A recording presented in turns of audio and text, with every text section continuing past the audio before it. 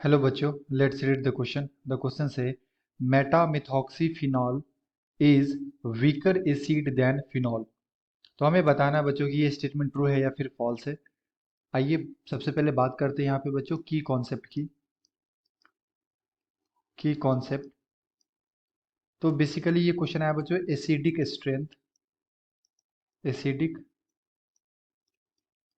Strength of phenol. And हमारे पास compound है बच्चों मेटामिथॉक्सीफिनॉल। तो ये हम बना लेते हैं। सबसे पहले इस तरह का कंपाउंड होता है बेंजीन, यहाँ पे OH एंड इस OH के रिस्पेक्ट में मेटा पोजीशन पे मिथॉक्सी ग्रुप लगा हुआ है यानी कि OCH3। एक हमारे पास ये है बच्चों एंड दूसरा हमारे पास है फिनॉल। तो ये हो गया हमारे पास बच्चों फिनॉल। अब हमें एसिडिक स्ट्रेंथ कंपेयर करना है। तो बच्चों बेसिकली क्या होता है कि जो एसिडिक स्ट्रेंथ होता है ना, acidic strength is directly proportional to stability of conjugate base. Stability of conjugate base. Okay. So हमें क्या करना है, इसका कॉन्जुगेट बेस बनाना है। कॉन्जुगेट कैसे बनाते हैं, यहाँ से H प्लस को हटा देंगे बच्चों। ये जो आपको H दिख रहा है इसे अगर रिमूव कर देंगे H प्लस को, तो जो बनेगा उसे क्या बोलेंगे, कॉन्जुगेट बेस। यानी कि O पे क्या आ जाएगा, नेगेटिव, एंड यहाँ पे OCH3। अब इसका स्टेबिलिटी चेक करना है। तो बेसिकली ये रेजोनेंस कर सकता है बच्चों। तो ये जो इलेक्ट्रॉन है वो इधर शिफ्ट करेगा and pi electron ortho position पे शिफ्ट होगा। तो ये इस तरह का बच्चों इसका क्या हो जाएगा, RS।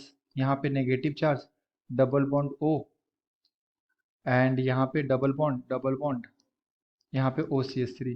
अगेन ये कर सकता है कॉन्जुगेशन, क्योंकि नेगेटिव सिंगल डबल है तो ये जाएगा सिंगल बॉन्ड की तरफ एंड ये शिफ्ट होगा पैरा पोजीशन पे। तो इसका बन जाएगा बच्चों इस तरह से, negative double bond and O। Again ये कर सकता है कॉन्जुगेशन, ये इधर शिफ्ट करेगा एंड ये जाएगा फिर से ऑर्थो पोजीशन पे। तो इस तरह से बच्चों हम लोग क्या करते हैं, इसका ड्रॉ कर लेते हैं RS OCH3। एंड फर्दर ये इधर सिंगल बॉन्ड की तरफ शिफ्ट करेगा एंड लोन पेयर जाएगा ऑक्सीजन के ऊपर।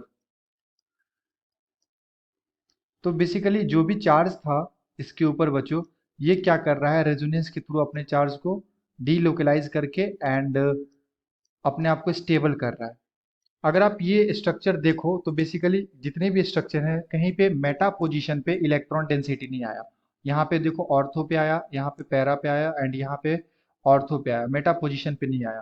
तो मेटा पोजीशन पे बेसिकली ये जो ग्रुप लगा हुआ है बच्चों, ये कैसा ग्रुप है, ये प्लस M भी लगाता है एंड माइनस I भी लगाता है। But at Meta position plus M effect काम नहीं करता है। सो यहाँ से ये कौन सा इफेक्ट हम लोग को देखना है, यहाँ पे माइनस I इफेक्ट देखना है, यानी कि इलेक्ट्रॉन विथ ड्रॉइंग ग्रुप। तो यहाँ पे एक तरह का इलेक्ट्रॉन विथ ड्रॉइंग ग्रुप लगा हुआ है। और अगर आप फिनॉल के स्ट्रक्चर बनाओ बच्चों तो फिनॉल का ऐसा होगा स्ट्रक्चर सेम। यहाँ पे क्या आ जाएगा, O नेगेटिव, एंड ये भी रेजोनेंस करेगा एंड इसके ऑर्थो पे नेगेटिव चार्ज आएंगे एंड पैरा पोजीशन पे आएंगे। तो ये भी बेसिकली रेजोनेंस करके अपने आप को स्टेबल कर रहा है एंड ये भी कर रहा है। बट इस पे एक ग्रुप लगा हुआ है मिथॉक्सी ग्रुप मेटा पोजीशन पे, जो इलेक्ट्रॉन डेंसिटी को रिड्यूस कर रहा है। तो जितना ज्यादा रिड्यूस करेगा हमारा मॉलिक्यूल्स उतना ज्यादा स्टेबल होगा। सो जो हमारे पास मेटा मेटा मिथॉक्सी फिनॉल होता है बच्चों, मेटा मिथॉक्सी फिनॉल जो होगा, फिनॉल, इसका एसिडिक स्ट्रेंथ ज्यादा होगा किससे, फिनॉल से, क्योंकि ये ज्यादा स्टेबल है। इसका कॉन्जुगेट बेस क्या है बच्चों, ज्यादा स्टेबल है। बट क्वेश्चन में हमें यहाँ पे क्या दे रखा है, metamethoxyphenol is weaker acid. So this statement is false. ये कैसा स्टेटमेंट है बच्चों, फॉल्स। ओके, ये फॉल्स स्टेटमेंट है बच्चों। I hope you will understood it well. Best of luck, thank you.